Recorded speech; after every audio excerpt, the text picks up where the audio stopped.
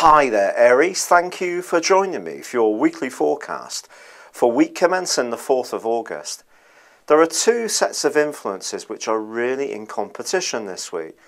There's a big, obvious influence in Leo, with the Sun combining with Mercury pretty well all the week. This is an opportunity to be really ingenious as far as you're concerned, and you'll probably be wanting to be quite sociable and outgoing too. But also, you have Jupiter in this sign, and all three of these planets, or in the case of the Sun, a luminary, are going to be in conflict with influences that shape up from the sign of Scorpio. Now, this starts on Monday because there's a quarter moon in Scorpio, which squares up with the Sun, of course, in Leo. But then all through the week, Saturn, the planet which is to do with structure but also restriction, is quite oppressive towards the Sun and Mercury. And also Mars and Jupiter continue their right angle, which began last week. So what are the influences of Leo and Scorpio as far as you're concerned?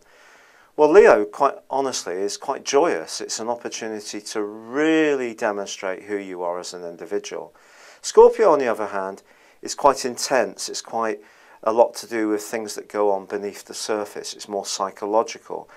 It could be that you're going to experience someone this week who really suffers with issues to do with control, possessiveness, jealousy. Perhaps if you're in a situation where you're showing all the flair, you're going to want the financial rewards or recognition. If it's not forthcoming to you, you may be feeling unhappy or discontent.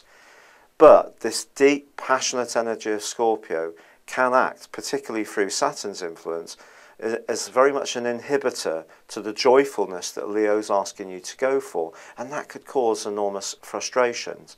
You may find that someone tries to block your ambitions.